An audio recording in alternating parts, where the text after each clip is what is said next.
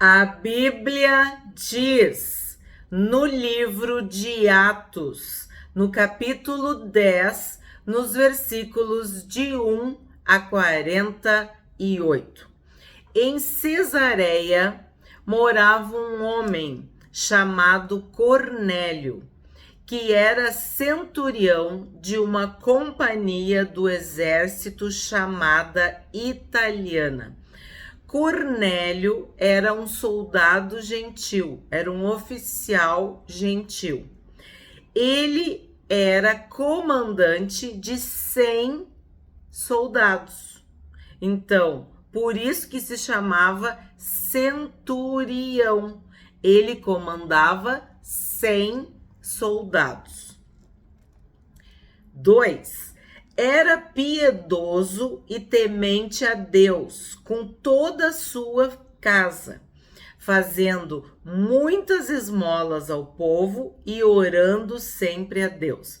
Então, ele era gentil, ele era um centurião, mas ele adorava a Deus, ele servia, seguia o Deus de Israel. E qual era, vamos dizer assim, a prova da sua piedade? A oração e as esmolas. E aí nós temos que lembrar do Senhor Jesus quando ele nos ensina no Sermão do Monte, que já tem vídeo no canal. Tem inclusive uma playlist sobre o Sermão do Monte. Quando tu deres esmola, quando tu orares, quando tu jejuares. Então, o Senhor Jesus nos ensina quais são as práticas espirituais, as disciplinas espirituais que um verdadeiro cristão, um verdadeiro seguidor de Deus, de Jesus, deve praticar. Então, dar esmolas, socorrer os pobres, os necessitados, os órfãos, as viúvas, as pessoas que padecem, que sofrem, faz parte do cristianismo, da igreja, do nosso papel neste mundo. E nós aqui no Rio Grande do Sul, desde o mês de maio, temos visto a Igreja do Senhor Jesus atuar de forma forte, poderosa, piedosa e generosa em favor dos pobres, necessitados, desabrigados, de pessoas que perderam tudo. Então, Cornélio era esta pessoa que era temente a Deus e era piedoso, e a piedade se expressa através das nossas boas ações, deste coração dadivoso, generoso, que sente a dor do próximo e o socorre. E fala que era com toda a sua casa. Então significa que, além de tudo, ele era um pai, um marido exemplar, porque a sua família o seguia, né? E aí a gente tem que entender uma coisa aqui, ó. Ele não dava esmolas, ele dava muitas esmolas ao povo. Então, ele era rico. Por que a gente sabe que ele era rico? Porque um centurião ganhava muito bem. E além de ter um soldo, um salário bom, ele era socialmente reconhecido. Ele era alguém da elite que tinha um status, que tinha uma posição social privilegiada, tinha autoridade. Então, tudo isso não o impediu de se converter, de ser bondoso, de ser piedoso, de ser generoso. Então, não é isso que faz uma pessoa ser materialista. Não é ela ter dinheiro, é o dinheiro ter essa pessoa.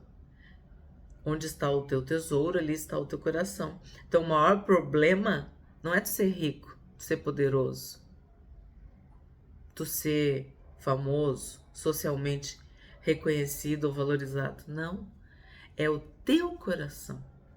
Se o teu coração está em Deus, se Deus está no teu coração, tu vai usar a riqueza para abençoar.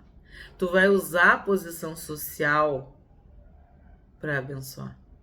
Tu vai ser uma bênção. E é isso que a gente está vendo aqui.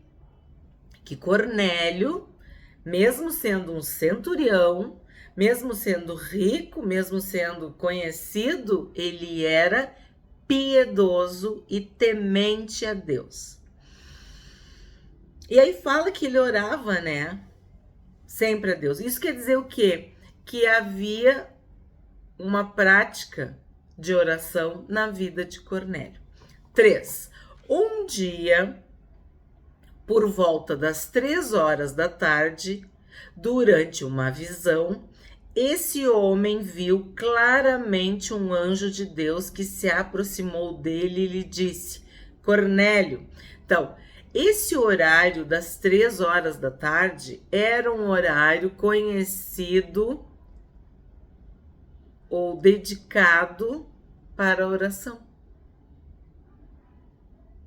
O judeu piedoso orava às 3 horas da tarde. Então, Cornélio era gentil, mas buscava as práticas que o aproximassem de Deus. Então, orar às 3 horas da tarde fazia com que ele buscasse a presença de Deus, a face de Deus, um relacionamento íntimo e pessoal com Deus. Tu ter uma prática de oração, tu orar.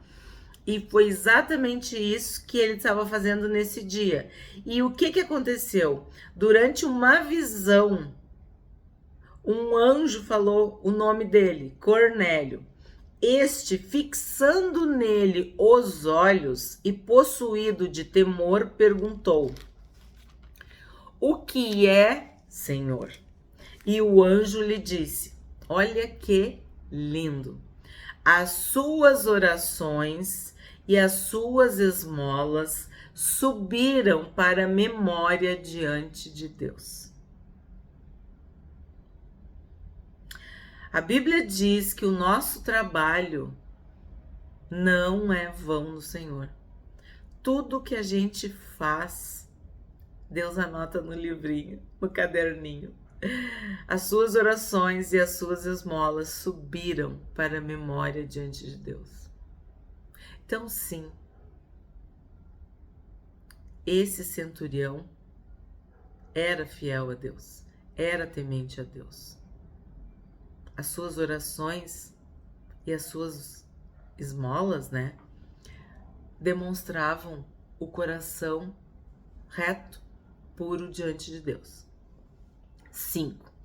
Agora envie mensageiros a Jope e mande chamar Simão, que também é chamado de Pedro. Ele está hospedado com Simão, curtidor, cuja residência está situada à beira-mar.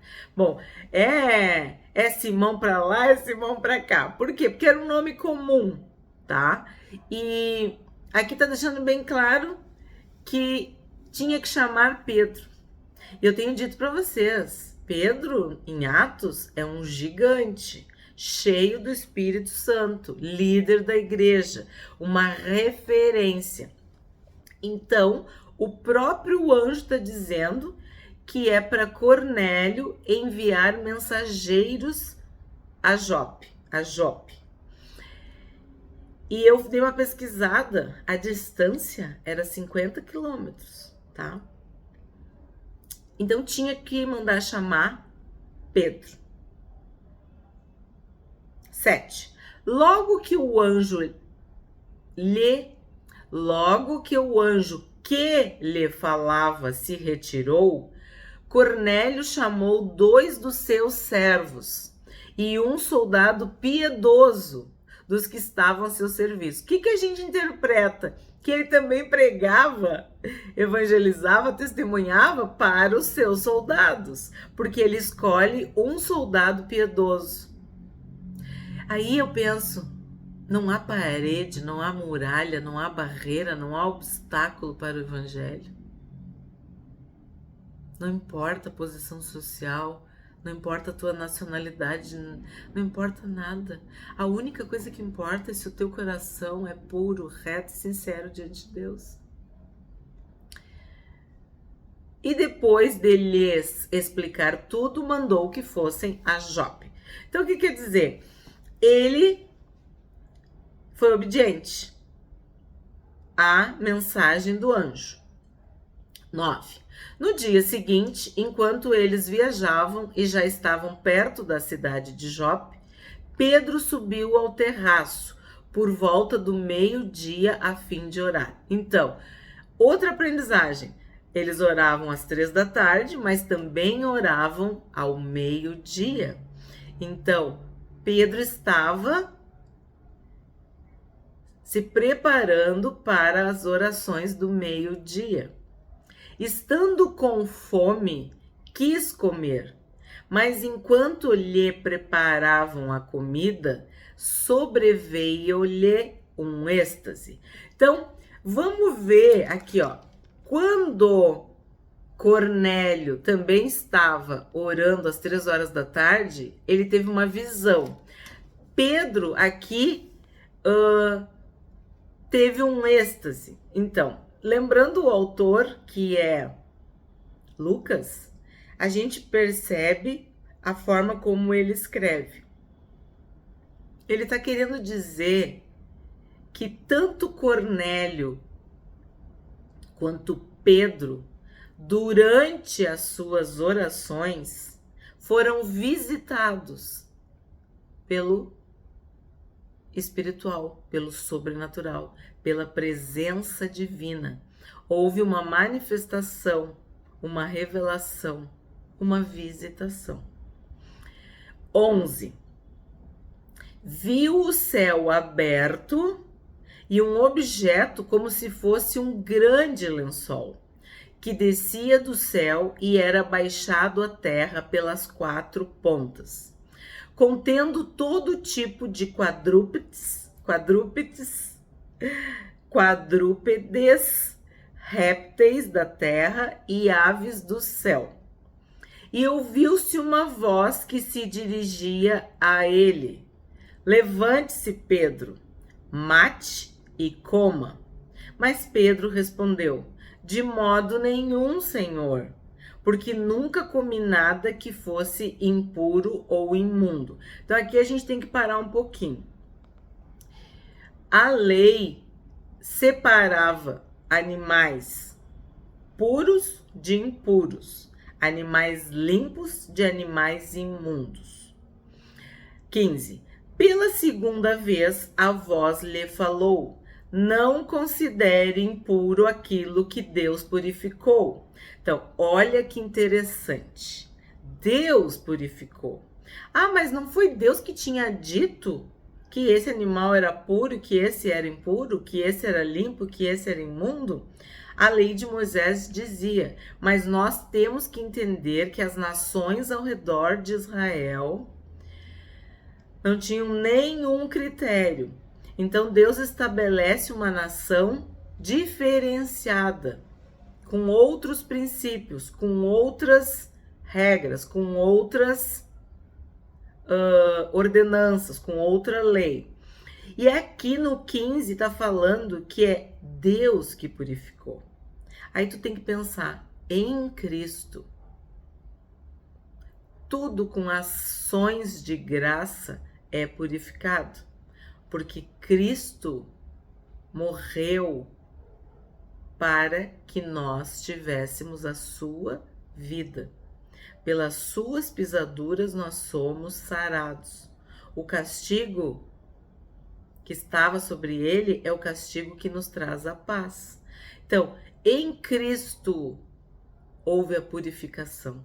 O Cordeiro puro, inocente, imaculado, purificou, restaurou todas as coisas. E quando o Senhor Jesus morreu, o véu do templo se rasgou de alto a baixo. Então, tudo aquilo que era impossível para os homens, para as pessoas, a partir da morte e ressurreição de Cristo se tornou possível, se tornou santo, purificado. E isso inclui os alimentos. Por quê? Porque havia todo um ritual, havia toda uma cerimônia, que tudo isso apontava para o Cristo, para o Cordeiro que tira o pecado do mundo, que tira o pecado de tudo, que restaura todas as coisas. Então, a voz lhe falou: não considerem puro aquilo que Deus purificou. Então, em quem Deus purificou? Em Cristo. Jesus Cristo purificou, restaurou, santificou todas as coisas, convergiu todas as coisas. 16. Isso aconteceu 3 vezes e em seguida aquele objeto foi levado de volta para o céu. Enquanto Pedro estava perplexo sobre qual seria o significado da visão, eis que os homens enviados por Cornélio, tendo perguntado pela casa de Simão, pararam junto à porta. Chamando, perguntaram se ali estava hospedado Simão, que também é chamado de Pedro. Enquanto Pedro meditava a respeito da visão, o Espírito lhe disse: estão aí 3 homens à sua procura.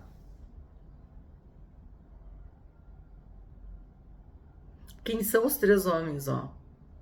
2 dos seus servos e um soldado piedoso, que a gente viu ali no 7. Estão aí 3 homens à sua procura. Portanto, levante-se, desça e vá com eles, sem hesitar, porque eu os enviei. Lembra que Pedro tinha subido ao terraço por volta do meio-dia para orar. E olha que interessante, sem hesitar, porque eu os enviei. Obedece. Então Pedro desceu e disse àqueles homens: eu sou a pessoa que vocês estão procurando. O que os traz até aqui? Vê que nada está fazendo sentido para Pedro. Pedro não está entendendo nada. Pedro foi colocado no centro dessa história, tipo, entre aspas, do nada. E a gente sabe que era uma missão, porque o próprio Deus, porque eu os enviei. Então Deus está enviando Pedro. Pedro está sendo enviado para quem? Para onde? Para os gentios. 22. Então disseram: o centurião Cornélio, homem reto e temente a Deus, e tendo bom testemunho de toda a nação judaica, foi instruído por um santo anjo a mandar chamar você para a casa dele e ouvir o que você tem a dizer. Olha que resumo fidedigno, como falaram direitinho o que aconteceu. Pedro, então, convidando-os a entrar, hospedou-os. No dia seguinte, Pedro se aprontou e foi com eles. Também alguns irmãos dos que moravam em Jope foram com ele. No dia seguinte, Pedro chegou a Cesareia. Cornélio estava esperando por eles, tendo reunido os seus parentes e os amigos mais íntimos. Então, tu vê, vamos assim, a honra, o poder, a autoridade, a presença, a importância de Pedro neste momento na história da igreja. Porque Pedro se tornou a referência do Senhor Jesus, ou da igreja do Senhor Jesus,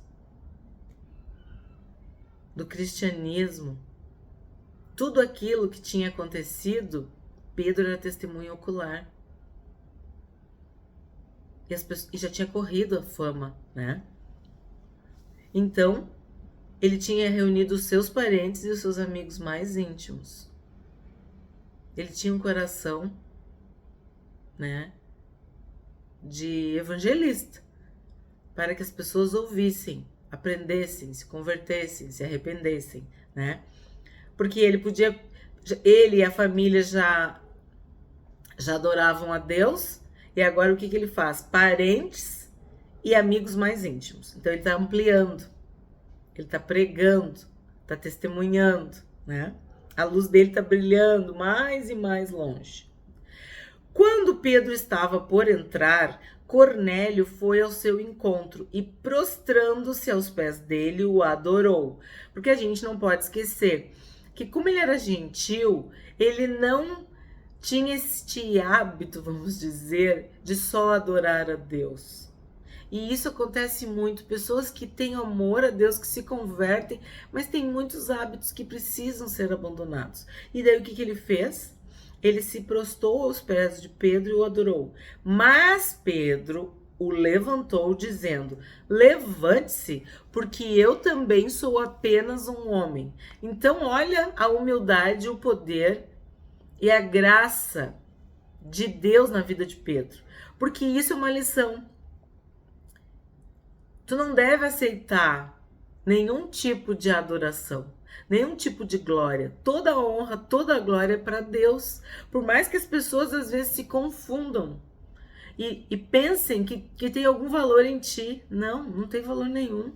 Nós somos vasos. O tesouro é Deus, é o Espírito Santo. Nós somos vasos de barro. E o que Pedro está dizendo? Eu também sou apenas um homem. Mas sim, eu sou um homem cheio do Espírito Santo. Eu sou um homem salvo, crente, cristão, mas eu sou apenas um homem. Adore só a Deus. Que lição, né? A gente não pode deixar que a coisa suba a cabeça, que a gente comece a achar que há em nós algum valor, né? 27. Falando com ele, Pedro entrou, encontrando muitos reunidos ali, a quem se dirigiu dizendo: vocês bem sabem que um judeu está proibido de se juntar a um gentil ou de entrar na casa dele. Então, tem que parar aqui. Por quê? Não era bem assim. A lei de Moisés, os mandamentos, não eram dessa forma. Mas a tradição judaica rigorosa e tudo o que aconteceu depois fez com que isso se tornasse proibido. Então, para o judeu estava proibido se juntar a um gentil. E nós estudamos o contexto histórico disso. Por que isso aconteceu? Isso aconteceu porque começou a ocorrer o casamento misto. Lembra? Começou a adoração, muitas coisas. Então, houve uma separação. O judeu não podia se misturar com o gentil. E ficou dessa forma. E isso se tornou uma tradição rigorosa.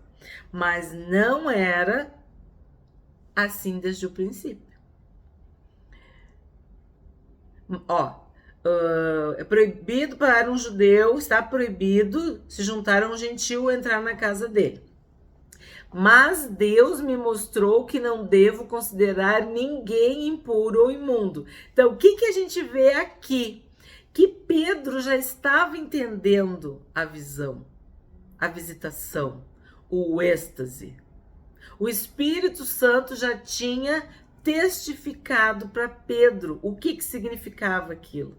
Porque olha o que ele diz: Deus me mostrou que não devo considerar ninguém impuro ou imundo. Então, o judeu, ele era, vamos dizer assim, vai começar aquelas palavras que eu não consigo. Ele tinha um cerimonial que o deixava puro. Entendeu? Era assim que o judeu acreditava, que se ele seguisse aqueles rituais, ele seria puro. E o gentil, por não seguir os rituais, a cerimônia, todas aquelas coisas, ele era impuro. Falei certo? Vocês entenderam? Então, o judeu se considerava puro e o gentil impuro, do ponto de vista cerimonial, de todos os rituais que eles praticavam. Só que agora o Espírito Santo de Deus testificou para Pedro: Deus me mostrou que não devo considerar ninguém impuro ou imundo. Ele já ampliou, ele já entendeu.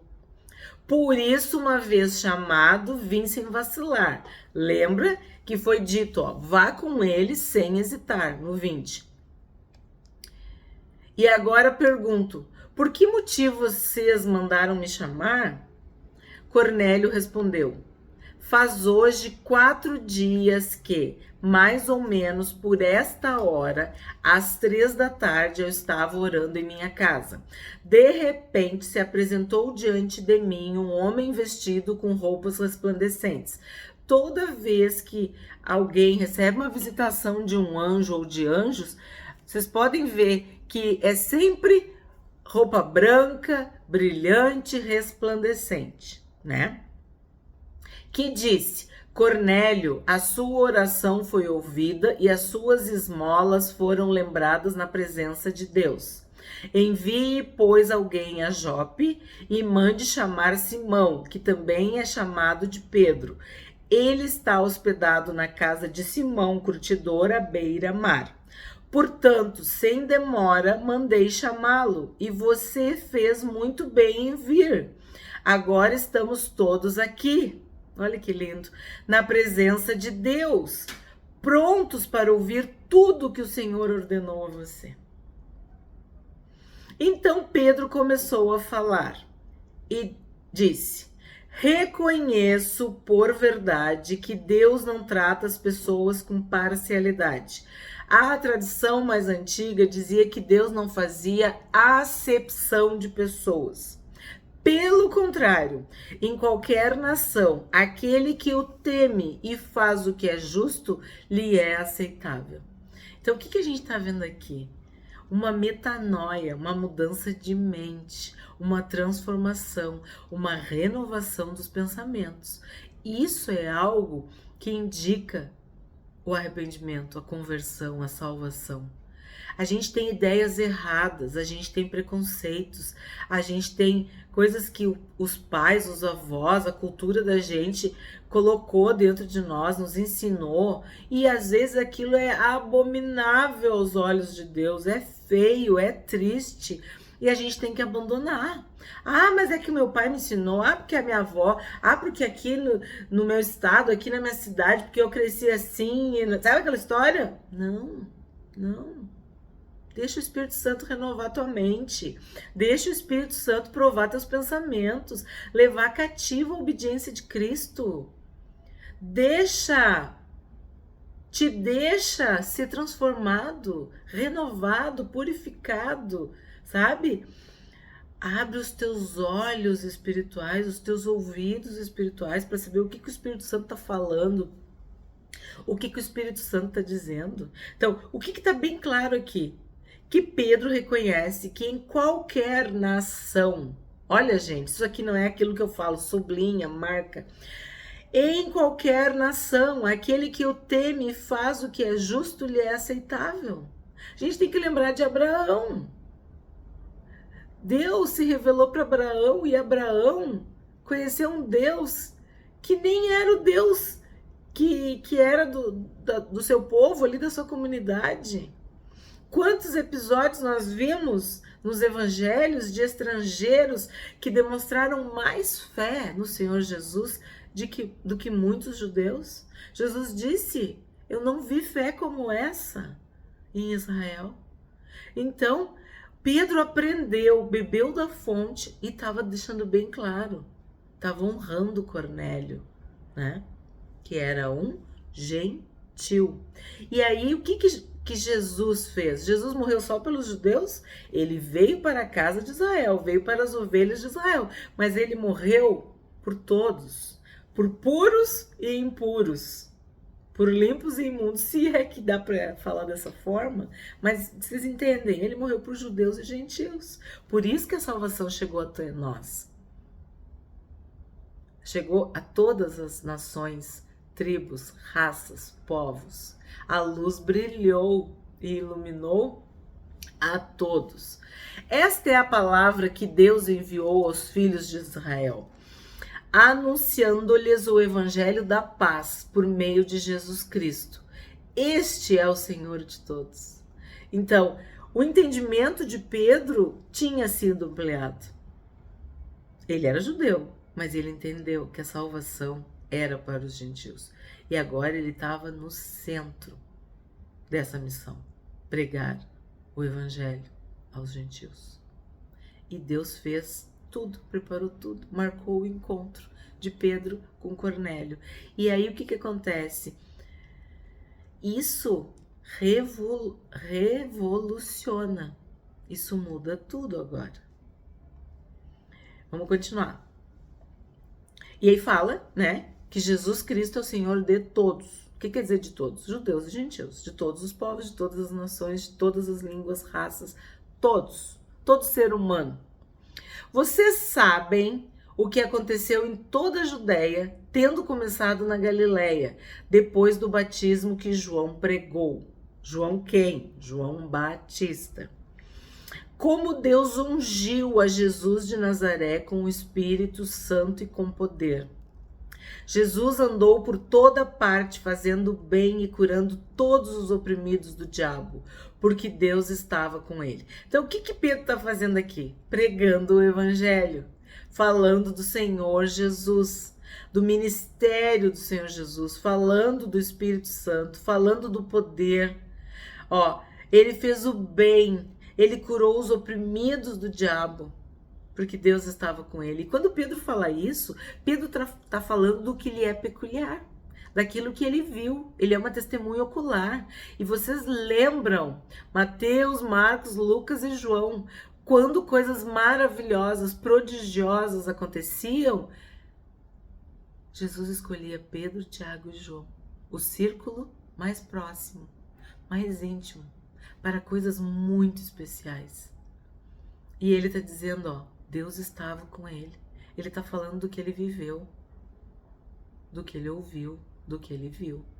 E nós somos testemunhas de tudo que ele fez na terra dos judeus e em Jerusalém.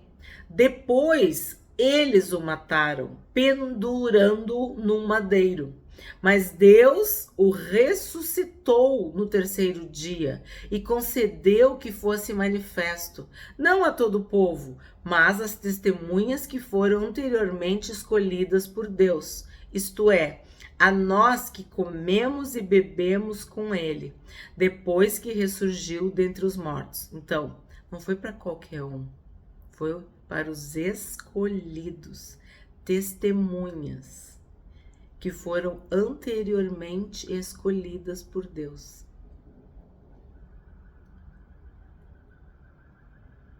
Depois que ressurgiu dentre os mortos. 42. Jesus nos mandou pregar ao povo e testemunhar que ele foi constituído por Deus como juiz de vivos e mortos. Dele, todos os profetas dão testemunho de que, por meio do seu nome, todo que nele crê recebe remissão dos pecados. Então, e esse texto aqui é um bom resumo do evangelho. Muitas pessoas, o que eu vou falar? Como que eu vou pregar? Tá aqui, Esse texto resume a obra de Jesus. Jesus veio para perdoar os nossos pecados, para nos redimir dos nossos pecados, para apagar, limpar. Nós recebemos o Senhor Jesus como nosso Salvador. Esse é o Evangelho. Jesus morreu para nos salvar, mas ele ressuscitou. Ele venceu a morte e ele perdoa pecados. E a gente deve pregar, anunciar, contar essa boa notícia, evangelizar. Jesus nos mandou pregar ao povo. Então, só os apóstolos? Só os discípulos? Cada um de nós que ama Jesus, que aceitou Jesus como seu Salvador, tem que pregar o evangelho, tem que falar. 44. Então Pedro falava estas palavras. Enquanto Pedro falava estas palavras, o Espírito Santo caiu sobre todos os que ouviam a mensagem. Olha o que aconteceu! O Espírito Santo estava se revelando, se expressando, se manifestando saltando, descendo, caindo sobre gentios. O Espírito Santo desceu sobre gentios. E aí vai dizer que não é a profecia de Joel sobre toda a carne. Filhos e filhas, jovens e velhos, servos e servas, sobre toda a carne. 45. E os fiéis que eram da circuncisão, que tinham vindo com Pedro, admiraram-se, porque também sobre os gentios foi derramado o dom do Espírito Santo, pois eles os ouviam falando em línguas e engrandecendo a Deus. Então, o que aconteceu aqui? Quando o Espírito Santo desce sobre os gentios que estavam na casa de Cornélio, eles passam a falar em línguas e engrandecer a Deus, adorar a Deus. Estão cheios do Espírito Santo de Deus. Então Pedro disse: será que alguém poderia recusar a água e impedir que sejam batizados estes que, assim como nós, receberam o Espírito Santo? Por que tu acha que Pedro fez essa pergunta? Porque olha só, no versículo 45, fala aqui, ó, tinham vindo com Pedro fiéis da circuncisão, tá? Então, judeus raiz, vamos falar assim, né? Eles eram judeus raiz. E aí, Pedro, cheio do Espírito Santo, com autoridade e poder, ele discerniu. Deus mostrou para ele. E ele fala isso. Será que alguém poderia recusar a água e impedir que sejam batizados estes que, assim como nós, receberam o Espírito Santo? E ordenou que fossem batizados em nome de Jesus Cristo. Então lhe pediram que permanecesse com eles por alguns dias. Guardem isso, porque é algo que infelizmente a gente já sabe, né? Que Deus vai ter que levantar Paulo por causa desses judeus raiz aí, os judaizantes, né? O que a gente aprende hoje com este capítulo 10 de Atos? De que Cornélio, né, o centurião, era piedoso e temente a Deus. Fazia muitas esmolas ao povo e orava a Deus de contínuo. Após uma visão, mandou chamar Pedro, reuniu seus parentes e amigos íntimos para ouvir de Deus através de Pedro. Enquanto Pedro falava, caiu o Espírito Santo sobre todos que estavam reunidos e passaram a falar em línguas, engrandecendo a Deus, e por ordem de Pedro foram batizados.